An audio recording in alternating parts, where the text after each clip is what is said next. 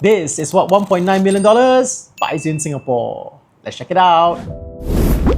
Alright legends, today we are in the comfort of our own home doing this video because this is a sub-sale unit that I want to share with you. So there's nothing much we can really see on site. So what I'll do instead is that I'll use my star property framework to score this property to share more with you. So over the last 10 years, we realized that after analyzing so many condo projects, right, generally if you follow this framework here and you score the property, this will enable you to have a better understanding about whether this is a risky project to buy or whether this is something worth considering. So without further ado, this is our framework. S for specification, T for transformation, A for area comparables, R for risk and rentability, forms the word star, so very easy to remember. P for primary schools, S for size of development, and F for floor plan efficiency. So let's start with the specifications for reserve residences. This project here is by 𝙤𝙙 organization, a very reputable developer. So projects like the Bayshore, Vista Residences, Embassy, One Holland V Resi, and a lot of the malls and hotels that we know of, all these are built by 𝙤𝙙 organization, so they have a very good track record. This is actually a very large scale project with 800 over units. Of course, 100 plus of them are the service residences, so 700-ish are the condo project.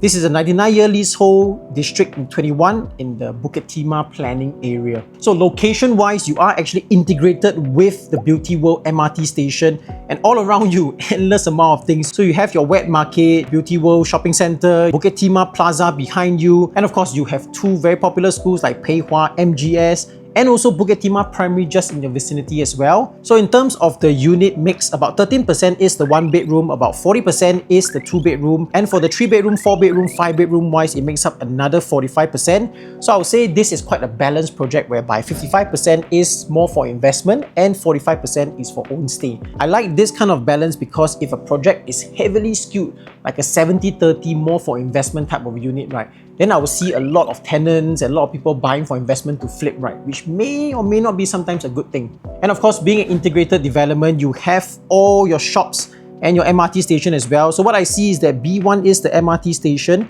and apparently the bus interchange is on level 2. You have 3 levels of shops over here, so quite ample amount of shops. So this is kind of giving me like a Woodleigh Residences but even bigger scale, I believe.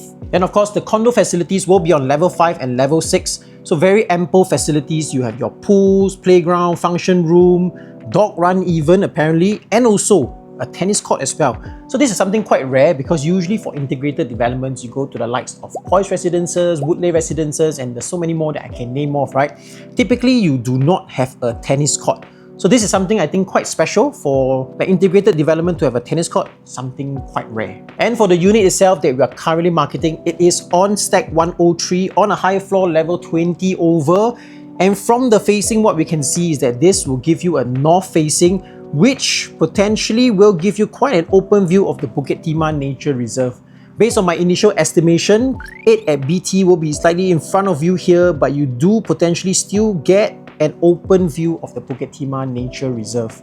So amongst the views in this project here, right, you can typically get the south-facing one which faces the flyover, or the north-facing one which faces the Bukit Timah Nature Reserve. And if you give me a choice between both, I would definitely choose this one here because potentially it's definitely the quieter facing. So overall score for the specifications, very happy about it. I'll rate it a 4 out of 5 stars. The 1 star that I'm deducting is probably only on the landscaping of the development. Of course, I'm being very harsh on it because I'm comparing it to the likes of Momentum Park and Park Clementi's where you have like really like 30% buildings and 70% landscaping. That is really very beautiful. That is something that I really like myself. So this is more of a personal choice, and I think that's where I'll just give it 1 star deduction. Okay, next up, T for transformation. So I won't talk about the Beauty World transformation because you probably already know it or there's so much news about it. But I'll talk about 2 upcoming land bids that I'm really excited about for my development. Because upcoming, you have Dunnan House that the developers already bought for 1,410 PSF PPR,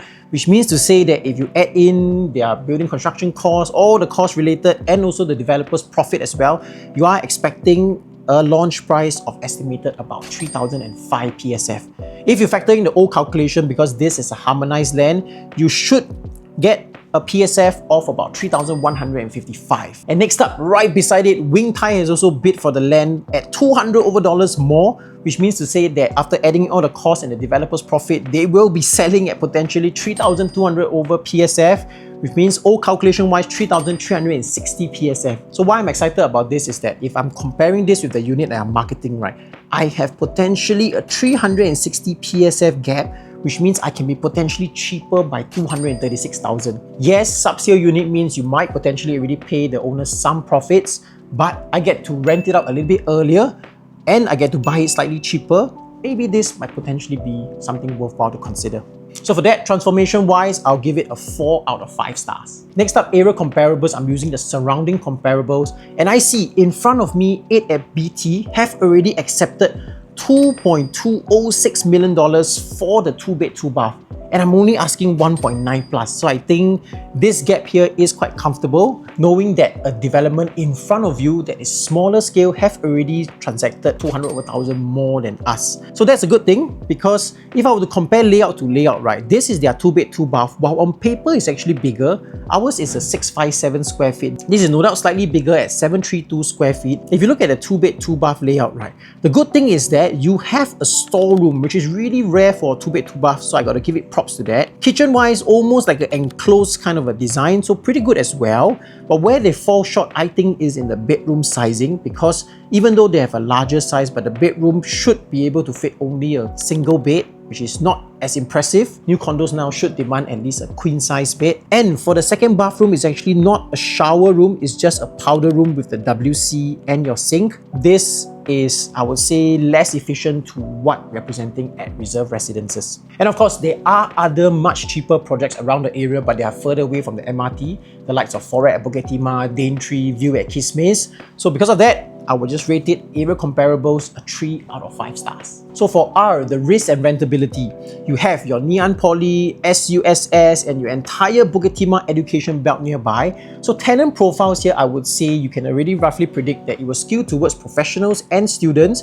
which means there will be consistent occupancy. Of course, for exit liquidity, this is very important. Integrated developments on MRT stations, right, historically transact faster and hold price better in soft markets. The downside is actually cushioned by location fundamentals. But that being said, rentability as well, you have to be slightly careful, because down the stretch here, you do have quite a fair bit of competition as well. Just a couple of stations away, you do have the likes of 4th Avenue Resi, you have Royal Green as well, and along the Bukit Timah stretch, you do have a handful of other condos as well. What I feel is that if you TOP next year, which is where the new projects are only just about to launch or just launched, so that will mean that you have slightly lesser competition in today's market.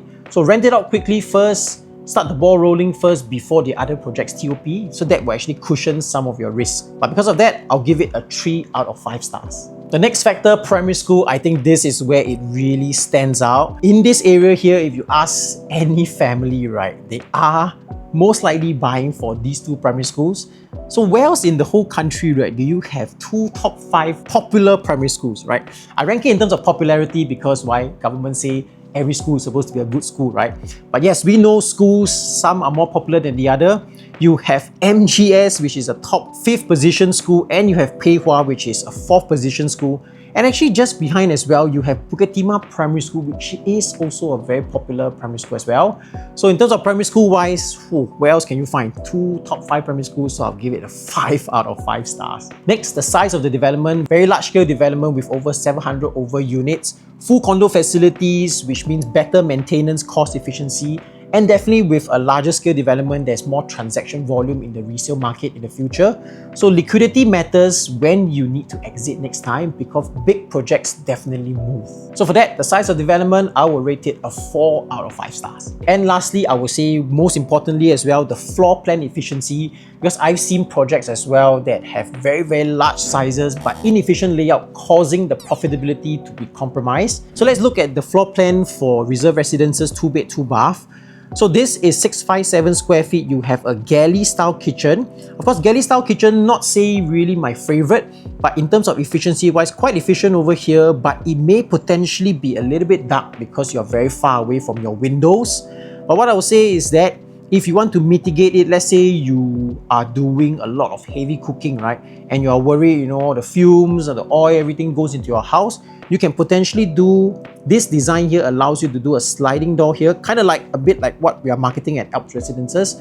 Do a sliding door over here, open up your door here while you do your heavy cooking. So that will enable it to be a more like an enclosed type of kitchen. Other than that, layout pretty straightforward. 4-seater dining, 3-seater sofa.